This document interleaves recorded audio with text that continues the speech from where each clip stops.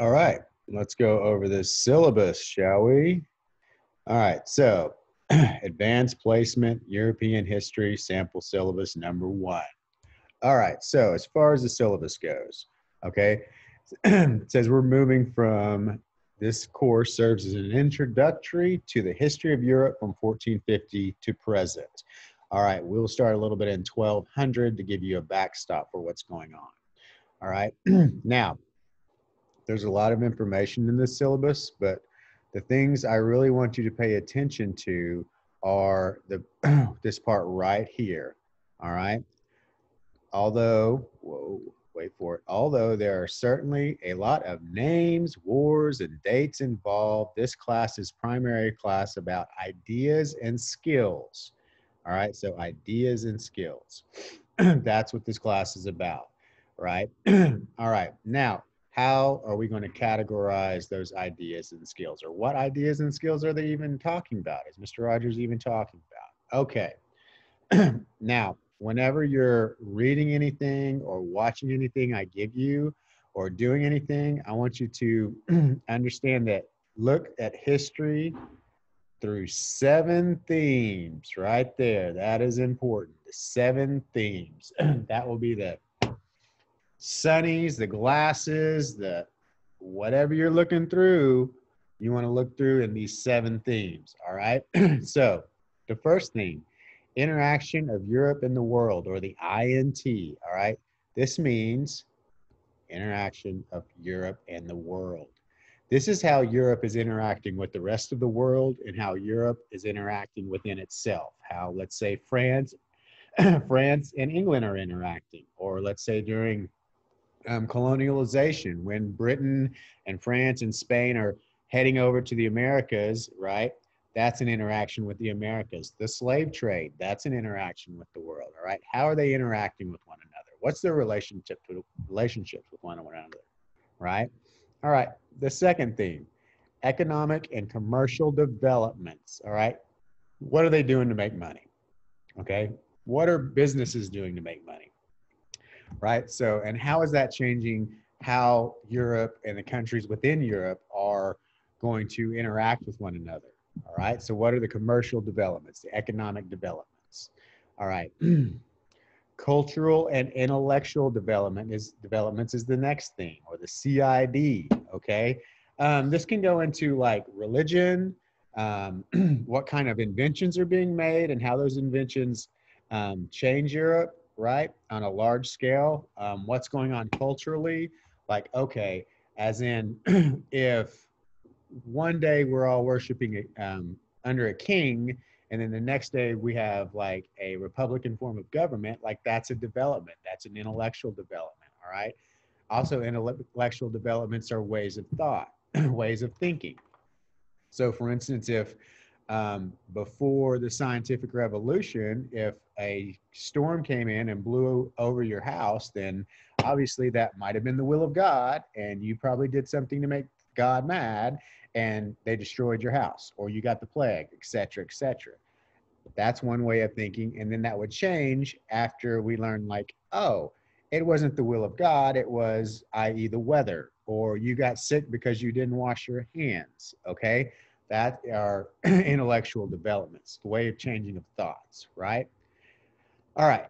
The SOP, states and other institutions of power. All right. So this is going to be changing. Like, states will be changing, institutions of powers will be changing. We'll move from like kings and queens or monarchies, and then we will move into independent states, or government run by the people, not just one person. All right.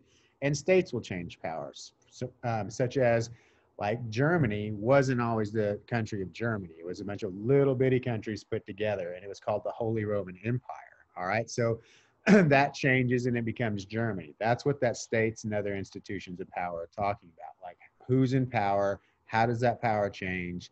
You know, because all these countries in Europe are like fighting one another for power. If they're not physically fighting one another, then they are economically fighting one another. They're all trying to get on top. All right. Social organization and development, the SCD. Okay, so social organization. You're going to see a lot of like people that are on very top, the rich or the noble or the kings and queens, and you'll see people on the very bottom, the peasants, okay? And that interaction with each other on a social interaction, that will change as well. And some of it stays the same and some of it changes, all right? And so that's what we're talking about there, social organization, right? The lower class and the upper class. And does it change? Because there'll be a time when the middle class all of a sudden becomes the upper class, and that changes. All right, the NEI, the National and European Identity. Whoa, come on, highlight. Why? Here we go. All right. How are these states in Europe identifying themselves? What does it mean to be German? What's it mean to be British? What's it mean to be Spanish, right? What is the identity of that, all right? And that changes throughout European history as well, to an extent, all right? And technological and scientific innovation, all right? The TSI. What does that mean? 2 seconds. Refreshing. Just saw that. All right. That means what are some innovations or some inventions that are going to be created that are going to change the world and change Europe within there? All right. The light bulb, right? What else?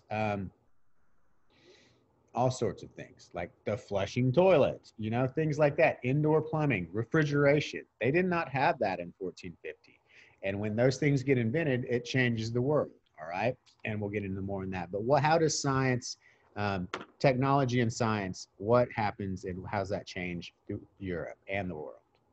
All right. So those are our themes. Remember to look through when you're reading or looking at anything in this class, historically speaking, you want to look through it through these themes right here. All right. Those are what you're going to put on your, you know, as it were, put on your intellectual development glasses. How's it look? Oh, yeah. All right. Put on your economic glasses. How's it look through economics? How's it look through society and culture? Okay. Okay. Now, the second part of this video is historical. Here we go. This is important. The historical skills and reasoning processes that we will be working on this year. Okay. That's a big phrase. All right. What we're really saying is what we're going to be doing with the work, all right, that we're going to be doing, all right? So the first historical skill and process is identify and explain historical developments and processes, all right? So that's just pretty much this happened, you're identifying it, right? The Renaissance happened, all right? And you want to explain the Renaissance. The Renaissance was let's say a time of intellectual and artistic innovation in Europe, all right? That was identified it was the Renaissance, and what it was a time, so that is it, identifying and explaining. I just identified the Renaissance and I explained what the Renaissance was in one sentence. That is a skill, all right? Okay, second skill, here we go. Analyze sourcing and situation of primary and secondary sources. Woo, we love our big words. All right. What that means is when you get, let's say, a speech from a queen, okay? Analyze sourcing and situation of primary and secondary sources. All right, so analyze sourcing. It's a speech. It's from a queen, okay? And so she's probably talking about queenly things, right? She's not talking about cleaning toilets, right? She's not talking about hanging sheetrock. You know, she's probably talking about whatever queens back in 1450 were talking about, like what she's going to do for power and and the economy and things like that. All right. That's you analyzing the sourcing. All right. And the situation. All right. So in that speech from the queen, what is the situation? Specifically, what is she talking about? Maybe there's a problem between Catholics and Protestant Christians in her country. And you have to look and see if that's what she's talking about. Is that the situation she's talking about? Is she trying to fix that situation, right? Or is she picking one side or the other, right? That is the situation. You have a queen's speech, right? And the type of situation it is that the source is coming from. And you're going to get a lot of primary sources in this class. You're going to be so sick of primary sources when this class is over, but you're going to get a lot, all right? And you're going to, and it's important. So it's important for you to be able to understand who's talking about something and what they're actually talking about, all right? As far as like even today, like if the president's talking about something, well, what angle is he coming at? What's he really talking about? Is he talking about it from the angle of the president, right? Is he talking about taxes? Is he talking about immigration, all right? You have to understand that, all right? And understand what's going on in the world as to why whoever's talking about what they're talking about, right? It wasn't like back to the Queen in her speech. It wasn't like it was Tuesday and the Queen decided to give a speech because it's Tuesday, right? Something's happening in the world for the Queen to decide to give that speech. All right. Boom. Number 3, analyze claims and evidence in primary and secondary sources. Okay, so we're taking this is building on number 2, all right? And now we're going to analyze claims, meaning when you look at a page-long speech from that queen, what is she saying? What is her claim? What case is she trying to make? Let's go back to maybe there's a problem between Catholics and Protestant Christians in her country, all right? And maybe she's going to be saying, I'm Catholic, and I think all the Catholic people are right, and the Protestants just need to get out. Okay, that would be her claim, is that Catholicism is the supreme religion according to the Queen, and that anybody that's not Catholic is going to hell or whatever and spreading all these lies, and they need to get out. So that would be her claim. Okay, so you need to be identifying in that speech, what's she saying? That she wants these Protestants out? That would be a claim, right? It's a very simple claim, but that would be a claim. All right. And now evidence. All right. So you have her claim, I don't like Protestants. They need to get out, right? Now, what are some evidence? And then she may go in her speech, your evidence for this is she may say that maybe the Protestants are telling lies, spreading lies about Christianity. Maybe the Protestants are telling lies about the Pope, et cetera, et cetera. Those would be that would be evidence supporting her claim in her speech, right? The Protestants are bad because of this, and this, right? That is evidence supporting it, all right? So you need to understand the claim, right? The case she's making and the evidence supporting that case, because you will be doing the same thing. You will be making a case and you need to have evidence supporting that case. If you say, let's say like, I should be able to wear a tank top during online learning, because you can't say because I like tank tops. That doesn't make any sense. It doesn't matter that you like tank tops. I don't like tank tops. Maybe you don't. Actually, I do, but whatever. Right? You need to be able to say like, I think we should be able to wear tank tops during online learning because i.e. some people may not have air conditioners that work very well and it's hot and things like that. That's one piece of evidence to support your tank top claim, right? You can't just say, I don't like it and I'm not going to do it, right? You need to have reasons for what you're saying. All right. Number 4, I don't know if you can wear tank tops yet, probably not. We'll go over that in a later video. Number 4, analyze the context of historical events, developments, and processes. All right, context. This is important. Context. Context is what is happening around that area at the time. All right. Anytime we're talking about context, you have to understand what is happening around that area around that same time, usually within 100 or 50, usually within 50 years. All right. So back to the Queen dissing on Protestants, right? Maybe there are a lot of battles happening between Protestants and Catholics in that Queen's country, and it's stressing her out, right? And so maybe the context is there's a lot of drama in her country and she wants to just get that drama stopped, right? Because there's a bunch of wars happening between these Protestants and Catholics, and that's the context, right? And so you have to understand what's happening at the time. Again, it's just not some rando things happening, right? There's context for everything. All right, so context is what's happening in that area during that time frame, all right? Okay, number 5. Using the reasoning processes below, analyze patterns and connections between and among historical developments and processes. All right, Timing. What did they just say? That's a lot, right? All right. What they're saying is these are some ways to prove those points. All right. This is like your mathematical formula in history. This is your historical formula. All right. All right. And one of those is comparison. You compare two things, right? Like a Venn diagram. All right. You compare, apples to oranges. You know what I mean? You compare trucks to cars. How are they similar? How are they different? Right? Again, comparing. How are they similar and how are they different?